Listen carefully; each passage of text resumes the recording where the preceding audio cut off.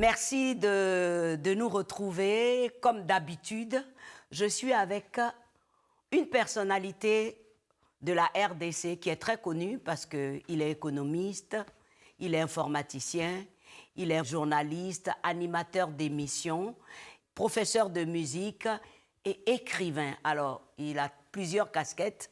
Bonjour, pasteur Kabea. Bonjour, Maman Massi Domingo, que nous aimons bien. Que le Seigneur vous bénisse. Amen, amen. Alors, on est comme dans un studio. Oui, oui. Votre endroit préféré? Vraiment. Alors, vous venez de sortir un livre sur la musique. Mais un peu avant ça, dites-moi en quelques minutes comment vous êtes venu au Seigneur. Merci beaucoup. Nous saluons tous nos bien-aimés qui nous suivent maintenant. Venir au Seigneur, c'est un privilège que nous n'avons pas mérité, mais c'est par sa grâce.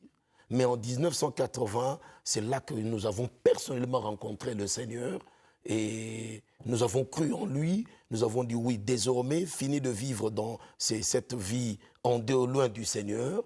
Et depuis 1980, nous continuons cette marche avec lui jusqu'à présent et jusqu'à la fin de nos jours sur la terre. Ah, Dieu soit loué. Amen. Alors, marié, 2 enfants, toujours des émissions de radio et de télévision, toujours de la musique, un CD qui est sorti et un livre très important. Un livre important sur la puissance de la musique chrétienne. Pourquoi vous avez écrit ce livre? Je suis chanteur, adorateur, formé dans une communauté baptiste chez nous. La raison pour laquelle nous avons intitulé notre réflexion, cet ouvrage, La puissance de la musique chrétienne, oui, c'est parce que cette musique est dite chrétienne à cause d'un homme, à cause de notre Seigneur. Elle est bâtie sur la personne et l'œuvre de Jésus-Christ. Oui. C'est une musique qui est consacrée pour sa gloire et son honneur. Et Dieu a placé cela comme une richesse artistique en l'homme. Et avec le temps, l'homme a commencé à exploiter la musique. Mais cette musique créée pour la gloire du Créateur. Voilà pourquoi cette musique qui est basée sur Christ reste puissante, glorieuse pour n'accomplir que la volonté de Dieu. C'est pourquoi nous avons voulu remettre son caractère sacré à travers toute cette étude. Très bien. Je voudrais rappeler à tous ceux qui nous regardent que le pasteur David Kabea est aussi le pasteur de la communauté chrétienne Plus que Vainqueur. Donc, il parle beaucoup avec passion, vous voyez tout de suite.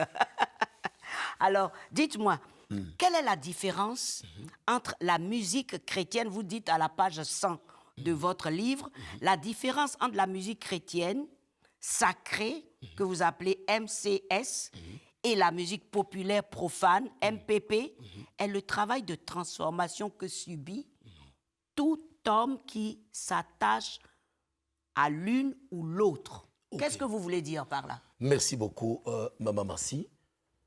La musique que nous faisons pour la gloire du Créateur et le bien-être de ces créatures humaines, elle est basée sur la personnalité de notre Seigneur Jésus-Christ. Elle est aussi basée sur ce qu'il a fait. Alors, cette musique ne peut qu'être sacrée. Elle n'est pas faite pour la gloire des hommes, elle n'est pas faite pour le plaisir du corps, elle est faite pour élever le Créateur, elle est là pour évangéliser et ramener le cœur des fils rebelles vers le Père Créateur. Alors, je voudrais rappeler à tous ceux qui nous regardent qu'à la page 101, il dit bien que c'est ce genre de musique, c'est cette musique sacrée qui console les cœurs, c'est ce que Dieu prend pour consoler les cœurs attristés et troublés par des problèmes divers, des maladies incurables et de la mort. Donc, cette musique sacrée est d'une importance capitale. Alors, dans le psaume chapitre 150, verset 6, une recommandation spirituelle pour dire que tout ce qui respire, loue l'Éternel. Maintenant, le problème, c'est quoi? Oui. Le problème, c'est que, de la manière dont nous sommes en train de louer le Seigneur, nous avons oublié l'essentiel. Nous avons oublié la base qui en fait la force.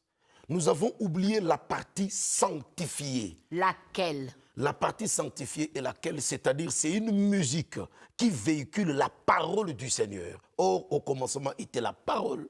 La parole était avec Dieu et la parole était Dieu. pour que notre musique joue bien son rôle en ramenant la paix dans les familles, en ramenant l'intimité entre l'homme abattu et son Dieu, en ramenant les incrédules sur le chemin du salut éternel, il faut que nous soyons des vrais adorateurs. Ramenons le Seigneur Jésus-Christ dans ce que nous faisons, afin que la gloire lui soit rendue et les âmes soient gagnées pour son nom. Merci, pasteur Kabeya. Dites-moi, qu'est-ce que vous voulez qu'on retienne quand on a fini de lire ce livre que vous venez de sortir dans sa première édition, La puissance de la musique chrétienne? Qu'est-ce que vous voulez qu'on retienne quand on a fini de le lire? Quand on a fini de le lire, merci beaucoup, 3 choses. La première, Dieu est digne de recevoir toute la louange et la gloire à travers la musique. La deuxième chose, nous devons savoir qu'en Christ Jésus, nous avons la possibilité d'entrer dans le lieu très saint et de présenter au Seigneur la vraie adoration dont il a besoin.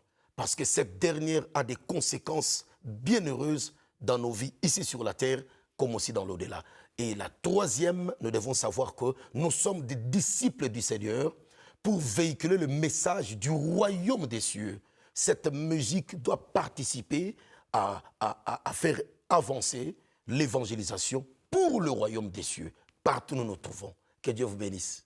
C'est un livre à lire absolument. Si vous aimez la musique, si vous aimez l'adoration, surtout pour la seule gloire de Jésus-Christ. Merci beaucoup, pasteur. C'est à nous de vous remercier, maman. C'est un honneur pour nous d'être reçus dans votre émission. Et je sais que nous prions beaucoup pour ce travail. C'est un travail évangélique. Nous disons, Seigneur, que ta servante aille de l'avant parce qu'il y a encore des âmes qui ont besoin d'entendre votre voix. Merci. Amen. Amen.